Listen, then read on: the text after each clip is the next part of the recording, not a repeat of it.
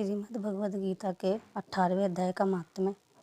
श्री पार्वती जी ने कहा, भगवान आपने 17वें अध्याय का महात्म्य बतला, अब 18वें अध्याय के महात्म्य का वर्णन कीजिए। श्री महादेव जी ने कहा, गिरिनंदिनी जिनमें आनंद की धारा बहाने वाले 18वें अध्याय के पावन महात्म्य को जो वेद से भी उत्तम है श्रवण करो। वह संपूर्ण शास्त्रों का सर्वस्व कानों में पड़ा हुआ रसायन के समान तथा संसार के यातना जाल को छीन भिन करने वाला है। सिद्ध पुरुषों के लिए यह परम रहस्य की वस्तु है। इसमें अविद्या का नाश करने की पूर्ण क्षमता है। यह भगवान विष्णु की चेतना तथा सर्वश्रेष्ठ परम पद है। इतना ही नहीं, यह विवेकमयी लता का मूल काम क्रोध और मद को नष्ट करने वाला, इंद्र आदि देवताओं के चित्त का विश्राम मंदिर तथा सनक सनंदन आदि महायोगियों का मनोरंजन करने वाला है। इसके पाठ मात्र से यमदूतों की गर्जना बंद हो जाती है। पार्वती, इससे बढ़कर कोई ऐसा रहस्यमय उपदेश नहीं है जो संतप्त मानवों के तीव्र ताप को हरने वाला और बड़े बड़े पातकों का नाश करने वाला हो। 18वें अध्याय का लोकोत्तर महात्म्य है। इसके संबंध में जो पवित्र उपाख्यान है उसे भक्तिपूर्वक सुनो। उसके श्रवण मात्र से जीव समस्त पापों से मुक्त हो जाता है। मेरु गुरु के शिखर पर अमरावती नाम वाली एक रमणीयपुरी है।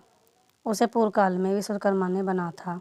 उस पुरी में देवताओं द्वारा सेवित इंद्र सची के साथ निवास करते थे। एक दिन वे सुखपूर्वक बैठे हुए थे। इतने ही में उन्होंने देखा कि भगवान विष्णु के दूतों से सेवित एक अन्य पुरुष वहाँ आ रहा है। इंद्र उस नवागत पुरुष के तेज से तिरस्कृत होकर तुरंत ही अपने मणिमय सिंहासन से मंडप में गिर पड़े। तब इंद्र के सेवकों ने देवलोक के साम्राज्य का मुकुट इस नूतन इंद्र के मस्तक पर रख दिया। फिर तो दिव्य गीत गाती हुई देवांगनाओं के साथ सब देवता उनकी आरती उतारने लगे। ऋषियों ने वेद मंत्रों का उच्चारण करके उन्हें अनेक आशीर्वाद दिए। गंधर्वों का ललित स्वर में मंगलमय गान होने लगा। इस प्रकार इस नवीन इंद्र को 100 यज्ञों का अनुष्ठान किए बिना ही नाना प्रकार के उत्सवों से सेवित देखकर पुराने इंद्र को बड़ा विस्मय हुआ। वे सोचने लगे, इसने तो मार्ग में न कभी पौंसले प्याव बनवाए हैं, न पोखरे खुदवाए हैं और न पथिकों को विश्राम देने वाले बड़े बड़े वृक्ष लगवाए हैं। अकाल पड़ने पर अन्नदान के द्वारा इसने प्राणियों का सत्कार भी नहीं किया है। इसके द्वारा तीर्थों में सत्र और गौ में यज्ञ का अनुष्ठान भी नहीं हुआ है। फिर इसने यहाँ भाग्य की दी हुई ये सारी वस्तुएं कैसे प्राप्त की हैं? इस चिंता से व्याकुल होकर इंद्र भगवान विष्णु से पूछने के लिए प्रेम पूर्वक अक्षीर सागर के तट पर गए और वहाँ अकस्मात अपने साम्राज्य से भ्रष्ट होने का दुख निवेदन करते हुए बोले, लक्ष्मीकांत, मैंने पूर्व काल में आपकी प्रसन्नता के लिए 100 यज्ञों का अनुष्ठान किया था। उसी के पुण्य से मुझे इंद्र पद की प्राप्ति हुई थी। किंतु इस समय स्वर्ग में कोई दूसरा ही इंद्र अधिकारी जमाए बैठा है। उसने तो न कभी धर्म का अनुष्ठान किया है और न यज्ञों का। फिर उसने मेरे दिव्य सिंहासन पर कैसे अधिकार जमा है? श्री भगवान बोले, इंद्र वह गीता के 18वें अध्याय में से 5 श्लोकों का प्रतिदिन पाठ करता है। उसी के पुण्य से उसने तुम्हारे उत्तम साम्राज्य को प्राप्त कर लिया है। गीता के 18वें अध्याय का पाठ सब पुण्यों का शिरोमणि है। उसी का आश्रय लेकर तुम भी अपने पद पर स्थिर हो सकते हो।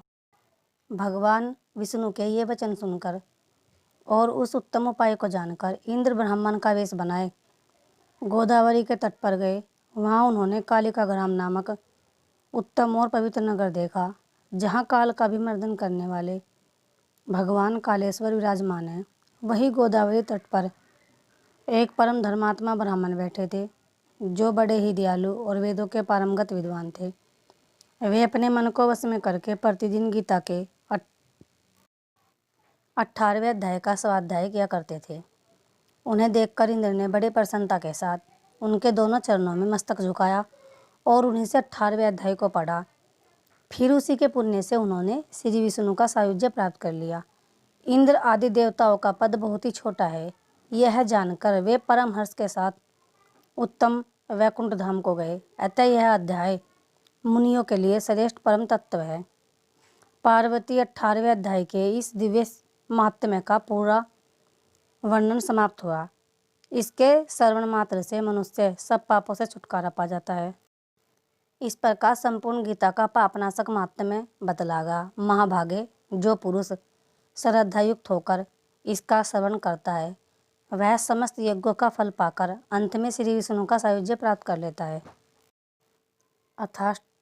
अथाष्टादशो अध्याय। अर्जुनोवाच संन्यासस्य महाबाहो तत्त्वमिच्छामि वेदितुं त्यागस्य च हर्षिकेश पृथक्केशिनिषूदन।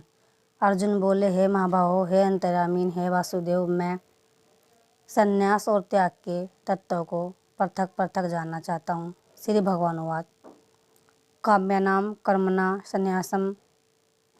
न्यासं कवयो विदु सर्वकर्म फल त्यागम प्राहुस्त्यागम विचक्षणा। श्री भगवान बोले, कितने ही पंडित जन तो काम्य कर्मों के त्याग को संन्यास समझते हैं तथा दूसरे विचार कुशल पुरुष सब कर्मों के फल के त्याग को त्याग कहते हैं।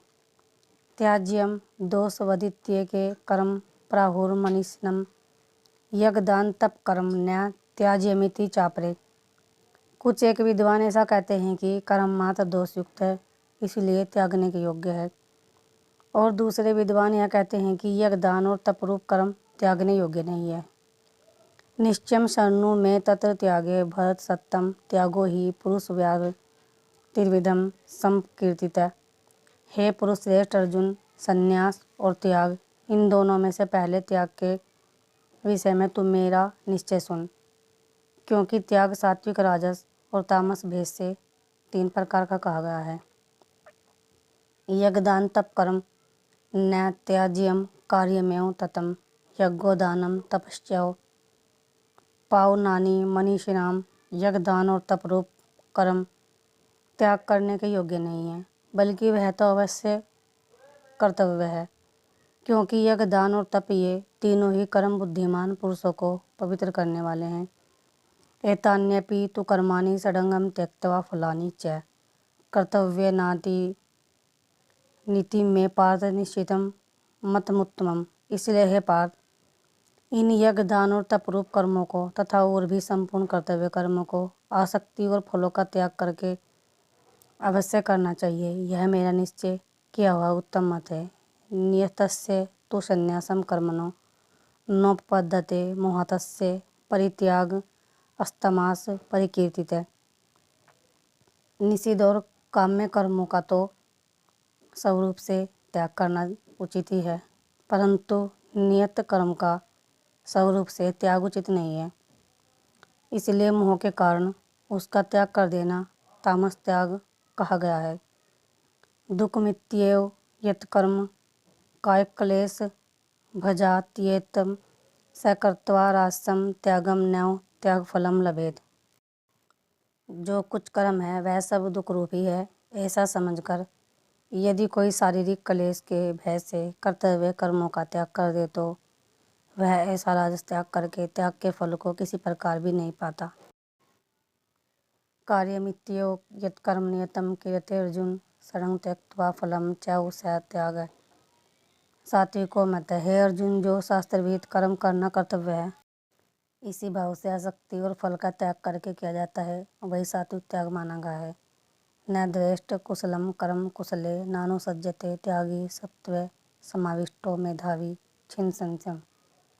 जो मनुष्य कुशल कर्म से द्वेष नहीं करता और कुशल कर्म में आसक्त नहीं होता वह शुद्ध सत्य गुण से युक्त पुरुष संशय रहित बुद्धिमान और सच्चा त्यागी है। न ही देवहर्ता शक्यम त्यक्तुम कर्मण्यशेषस्तु कर्मफल त्यागी स त्यागी त्यभिधीयते। क्योंकि शरीरधारी किसी भी मनुष्य के द्वारा संपूर्णता से सब कर्मों का त्याग किया जाना शक्य नहीं है, इसलिए जो कर्म फल का त्यागी है वही त्यागी यह कहा जाता है। अनिष्टमिष्टम मिश्रम च त्रिविधम कर्मणं फलम भवत्येव त्यागिनां प्रेत्य न तो संन्यासासिनां कवचितम। कर्म फल का त्याग न करने वाले मनुष्यों के कर्मों का तो अच्छा बुरा और मिला हुआ ऐसे 3 प्रकार का फल मरने के पश्चात अवश्य होता है। किंतु कर्म फल का त्याग कर देने वाले मनुष्यों के लिए कर्मों का फल किसी काल में भी नहीं होता।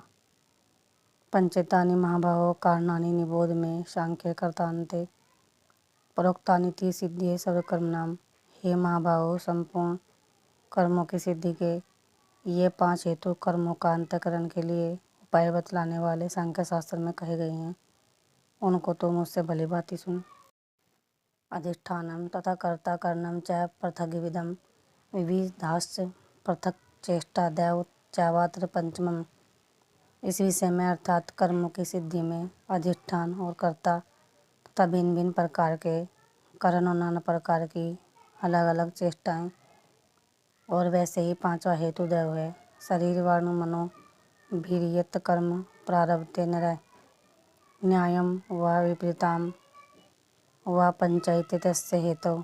मनुष्य मनमाने और शरीर से शास्त्र अनुकूल अथवा विपरीत जो कुछ भी कर्म करता है उसके ये 5 कारण हैं। तत्रैवं सति कर्तारमात्मानं केवलं तु यं पश्यति यः कर्तृबुद्धित्वान् स पश्यति दुर्मति। परंतु ऐसा होने पर भी जो मनुष्य अशुद्ध बुद्धि होने के कारण उस विषय में यानी कर्मों के होने में केवल शुद्ध स्वरूप आत्मा को कर्ता समझता है, वह मलिन बुद्धि वाला अज्ञानी यथार्थ नहीं समझता। यस्य न कर्तो भावो बुद्धिर्यस्य न लिप्यते हत्वापि स इम्मा लोकान् हन्ति न निबध्यते। जिस पुरुष के अंतःकरण में मैं करता हूँ ऐसा भाव नहीं तथा जिसकी बुद्धि सांसारिक पदार्थों में और कर्मों में लेपायमान नहीं होती, वह पुरुष इन सब लोगों को मारकर भी वास्तव में न तो मारता है और न पाप से बांधता है। ज्ञानमज्ञेयं परिज्ञाता त्रिविधा कर्म चोदना कर्णम कर्म करतेति त्रिविधम कर्म संग्रह। अज्ञाता ज्ञान और अज्ञेय 3 प्रकार की कर्म प्रेरणा है और कर्ता करण तथा क्रिया ये 3 प्रकार का कर्म संग्रह है। ज्ञानम कर्म च कर्ता च त्रिधयो गुण भेद्य प्रोच्यते गुण संख्याने यथावच्छनुतान्यपि। गुणों की संख्या करने वाले शास्त्र में ज्ञान और कर्म तथा कर्ता गुणों के भेद से 3-3 प्रकार के ही कहे गए हैं, उनको भी तो मुझसे भली भांति सुन। सर्वभूतेषु येनाकं भाव्य मीक्षते अविभक्तं विभक्तेषु तज्ज्ञानं विद्धि सात्विकम्। जिस ज्ञान से मनुष्य पृथक पृथक सब भूतों में एक अविनाशी परमात्मा भाव को विभाग रहित समभाव से स्थित देखता है, उस ज्ञान को तू सात्विक जान। पृथक्त्वेन तु यज्ज्ञानं नाना भावान् पृथक विधानं वेत्ति सर्वेषु भूतेषु तज्ज्ञानं विद्धि राजसं। किंतु जो ज्ञान अर्थात जिस ज्ञान के द्वारा मनुष्य संपूर्ण भूतों में भिन्न भिन्न प्रकार के नाना भाव को अलग अलग जानता है, उस ज्ञान को तू राजस जान। यत्तु कर्तृसन्न वदेकस्मिन् कार्ये सक्तमहैतुकम् अत्वार्थ वदल्पं च तत्ता समुदाहर्तम्। परंतु जो ज्ञान एक कार्य रूप शरीर में ही संपूर्ण के सदस्य आसक्त है तथा जो बिना युक्ति वाला तात्विक अर्थ से रहित और तुच्छ है, वह तामस कागा है। नियतम संग्रहित राग द्वेष कर्तम अफल प्रेप्सुना कर्म यत सात्विक मुच्यते। जो कर्म शास्त्र विधि से नियत किया हुआ और कर्तापन के अभिमान से रहित हो तथा फल न चाहने वाले पुरुष द्वारा बिना राग द्वेष के किया गया हो, वह सात्विक कहा जाता है। यत तो कामेप्सुना कर्म सहकारेण व पुनः क्रियते बहुलायासम तदराजम समुदाहर्तम। परंतु जो कर्म बहुत परिश्रम से युक्त होता है तथा भोगों को चाहने वाले पुरुष द्वारा या अहंकार युक्त पुरुष द्वारा किया जाता है, वह कर्म राजस कागा है। अनुबंधमक्ष्यम हिंसा मनवेक्ष्य च पौरुषम मोहादरभ्यते कर्म यत्ता समुच्यते। जो कर्म परिणाम हानि हिंसा और सामर्थ्य को न विचार कर केवल अज्ञान से आरंभ किया जाता है, वह तामस कागा है। मुक्त संगोहन वादी धर्त्युत सह समन्वित सिद्धिय सिद्धियो निर्विकार कर्ता सात्विक उच्यते। जो कर्ता संग्रहित अहंकार के वचन न बोलने वाला धैर्य और उत्साह से युक्त तथा कार्य के सिद्ध होने और न होने में हर्ष आदि विकारों से रहित है, वह सात्विक कहा जाता है। रागे कर्म फले सुलुब्धो हिंसात्मको अशुचि हर्षोकान्वित कर्ता राजसम परिकीर्तित, जो कर्ता शक्ति से युक्त कर्मों के फल को चाहने वाला और लोभी है तथा दूसरों को कष्ट देने के स्वभाव वाला है, शुद्धाचारी और हर्ष शोक से लिप्त है, वह राजस कागा है। अयुक्तम पराक्रतम स्तब्ध सटो न कर्ति को अलसम विषादे दीर्घसूत्री च कर्ता तामस उच्यते, जो कर्ता अयुक्त शिक्षा से रहित घमंडी धूर्त और दूसरों की जीविका का नाश करने वाला तथा शोक करने वाला आलसी और दीर्घसूत्री है, वह तामस कहा जाता है। बुद्धिर्भेदम धरतेश्च गुणस्त्रिविधम शरणु प्रोच्यमानमशेषेण पृथक्त्वेन धनंजय। हे धनंजय, अब तो बुद्धि का और धरती का भी गुणों के अनुसार 3 प्रकार का भेद मेरे द्वारा संपूर्णता से विभागपूर्वक कहा जाने वाला सुन। प्रवृत्तिम च अनुवृत्तिम च कार्यकारी भयाभय बंधम मोक्षम च या वृत्ति बुद्धि सापा सात्विकी। हे पार्थ, जो बुद्धि प्रवृत्ति मार्ग और निवृत्ति मार्ग को, कर्तव्य और अकर्तव्य को, भय और अभय को तथा बंधन और मोक्ष को यथार्थ जानती है, वह बुद्धि सात्विकी है। यया धर्म च कार्यमेव च यथावत् प्रजानाति बुद्धि सा पार्थ राजसी। है पार्थ, मनुष्य जिस बुद्धि के द्वारा धर्म और अधर्म को तथा कर्तव्य और अकर्तव्य को भी यथार्थ नहीं जानता है, वह बुद्धि राजसी है। अधर्म धर्मिति या मन्यते तम सवार्था निविपरीताश्च बुद्धि सा पार्थ तामसी। है अर्जुन, जो तमोगुण से घिरी हुई बुद्धि अधर्म को भी यह धर्म है ऐसा मान लेती है तथा इसी प्रकार अन्य संपूर्ण पदार्थों को भी विपरीत मान लेती है, वह बुद्धि तामसी है।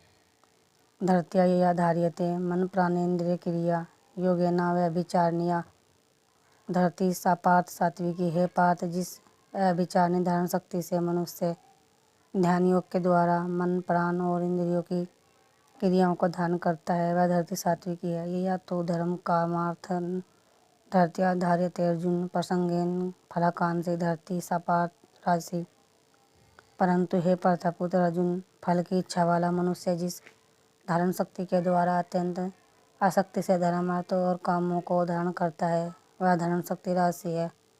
या स्वप्नम भयम शोकम विषादम महमे उच्चन्य विमुच्यति दुर्मेधा धरती सा पार्थ तामसी। हे पार्थ, दुष्ट बुद्धि वाला मनुष्य जिस धारण शक्ति के द्वारा निद्रा भय चिंता और दुख को तथा उन्मत्तता को भी नहीं छोड़ता अर्थात धारण किए रहता है, वह धारण शक्ति तामसी है। सुखम त्रिविधानि त्रिविधम शरणु में भरतर्षभ अभ्यासा धर्मते यत्र सुखांतम च निगच्छति यत्तदग्रे विस्मयो परिणामे अमृतोपमम् यत सुखम सात्विकम प्रोक्त मातम बुद्धि प्रसादजम। हे भरतश्रेष्ठ, अब 3 प्रकार के सुख को भी तू मुझसे सुन।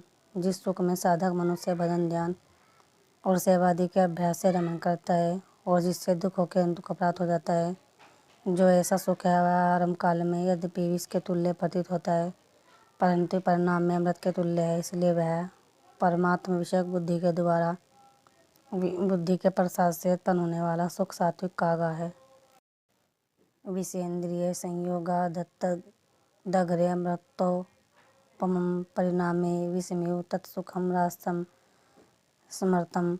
जो सुख विषय और इंद्रियों के संयोग से होता है वह पहले भोग काल में अमृत के तुल्य प्रतीत होने पर भी परिणाम में विष के तुल्य है, इसलिए वह सुख राजस कागा है। यदग्रे चानुबंधे च सुखम मोहोन्मात्मनं निद्रालस्य परमादोत्थ तत्ता समुदाहर्तम। जो सुख भोग काल में तथा परिणाम में भी आत्मा को मोहित करने वाला है, वह निद्रा आलस्य और प्रमाद से उत्पन्न सुख तामस कागा है। न तदस्ति पृथिव्याम वा दिवि वेदेषु वा पुनः सत्वं प्रकृति जैर्मुक्तम यदेभिष्यत्यातिर्भिर्गुणैः पृथ्वी में या आकाश में अथवा देवताओं में तथा इनके सिवा और कहीं भी वह ऐसा कोई भी सत्य नहीं है जो प्रकृति से उत्पन्न इन 3 गुणों से रहित हो।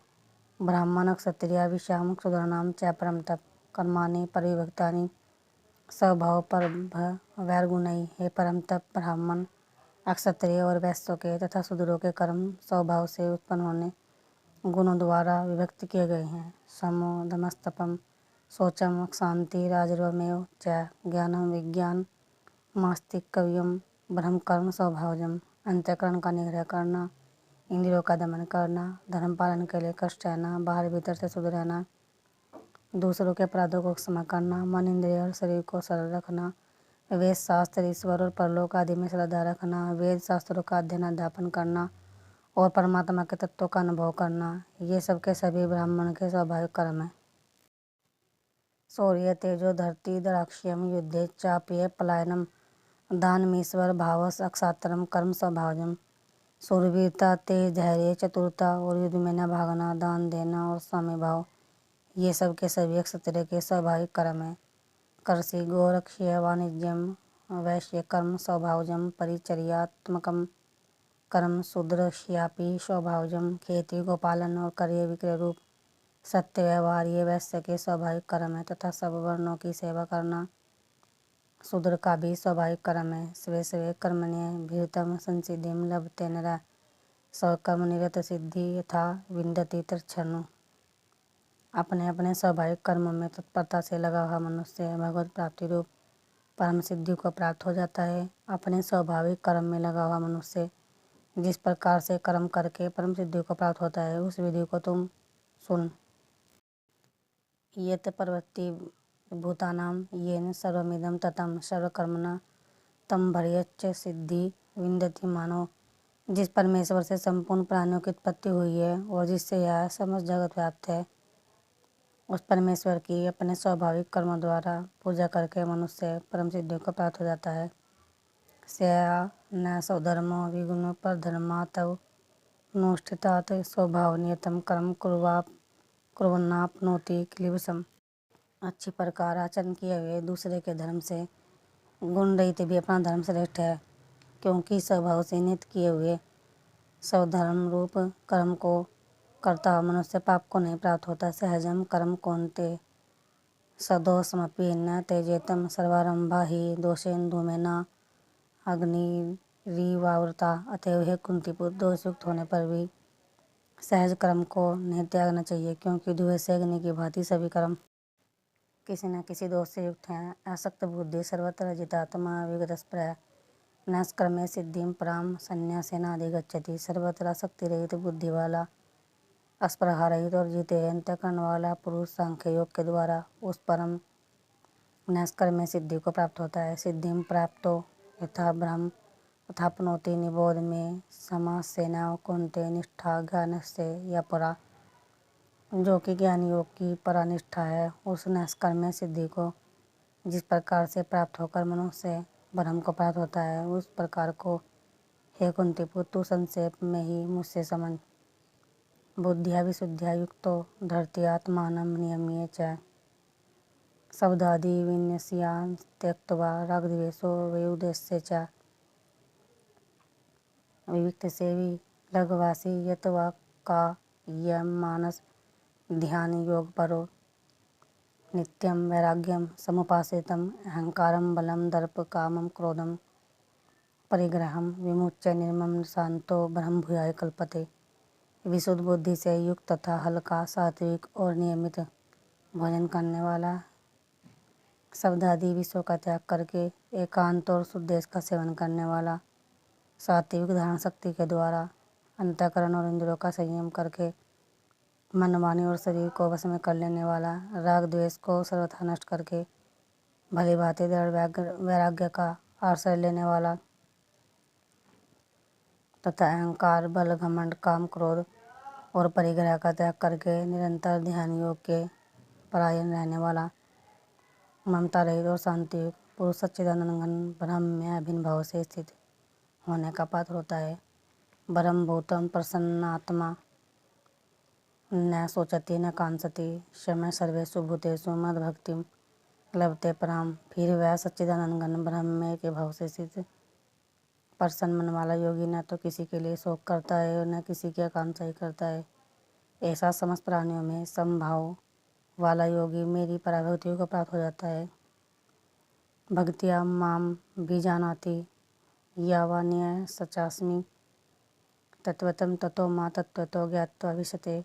तदंतरम उस पराभक्ति के द्वारा वह मुझ परमात्मा को मैं जो हूँ और जितना हूँ ठीक वैसा का वैसा तत्व से जान लेता है तथा उस भक्ति से मुझको तत्व से जानकर तत्काल ही मुझ में प्रवेश हो जाता है।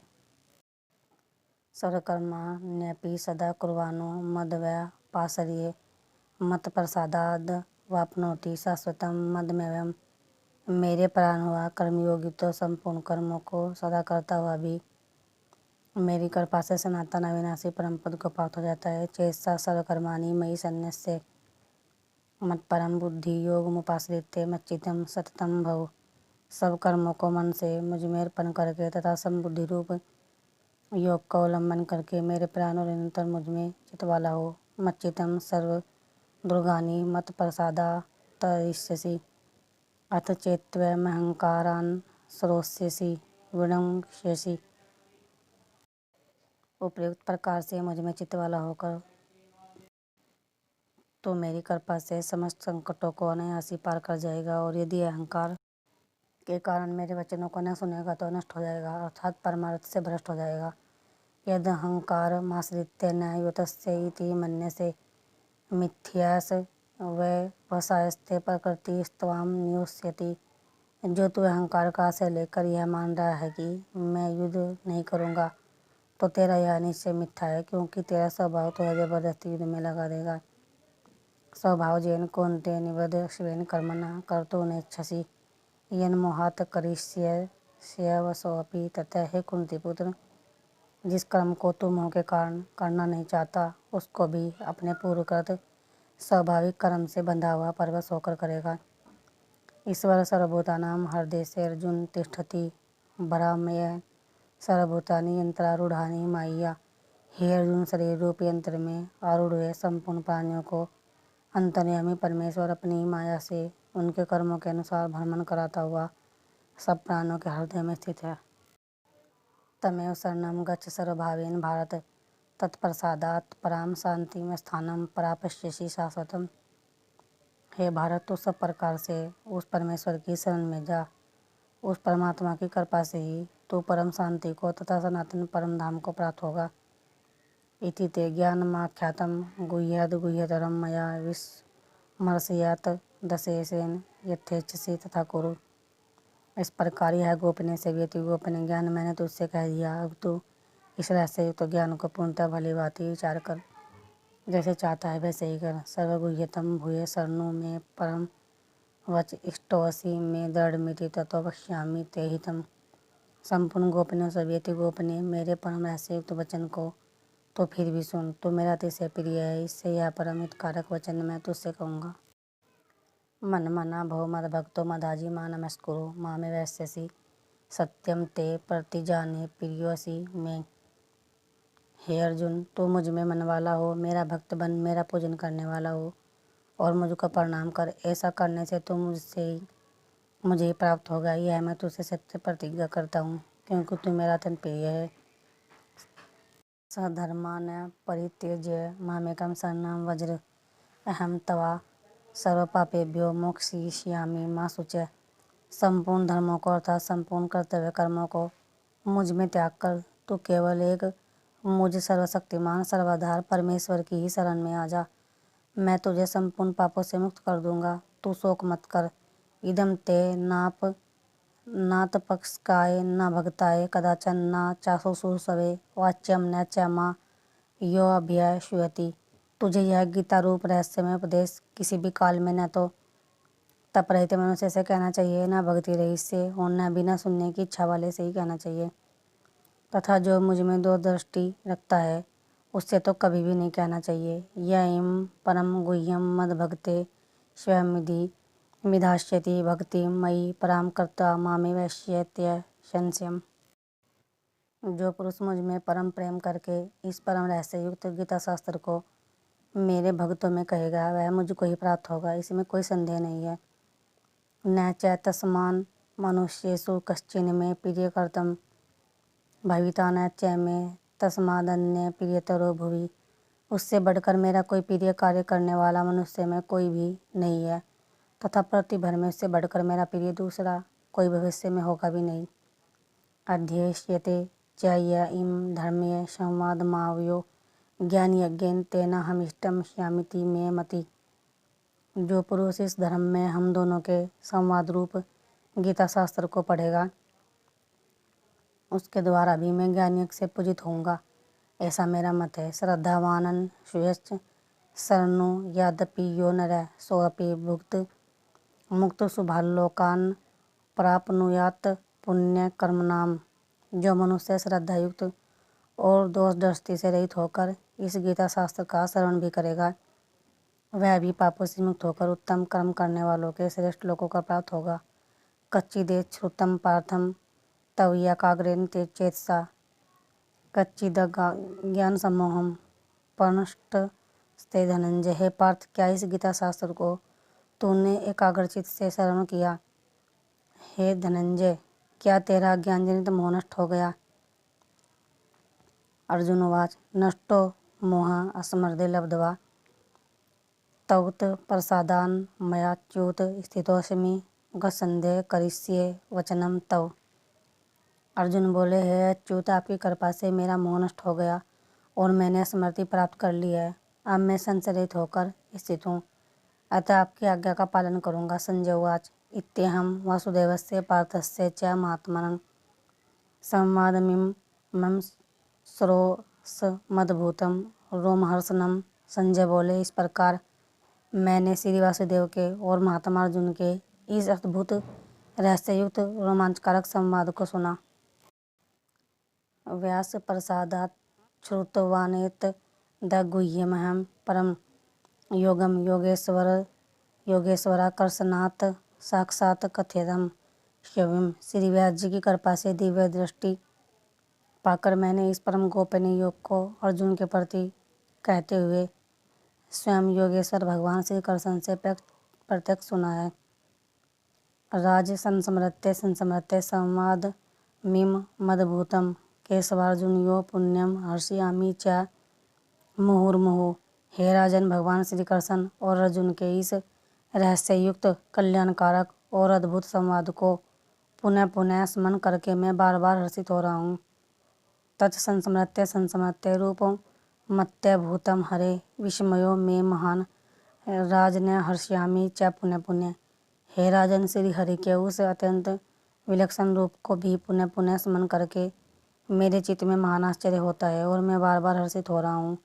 यत्र योगेश्वर कृष्णो यत्र पार्थो धनुर्धर तत्र श्रीविजयो भूतिर्ध्रुवा नीतिर्मतिर्मम।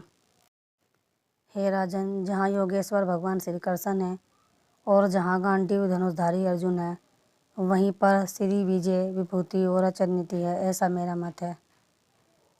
बोले श्री लक्ष्मीनारायण भगवान की जय।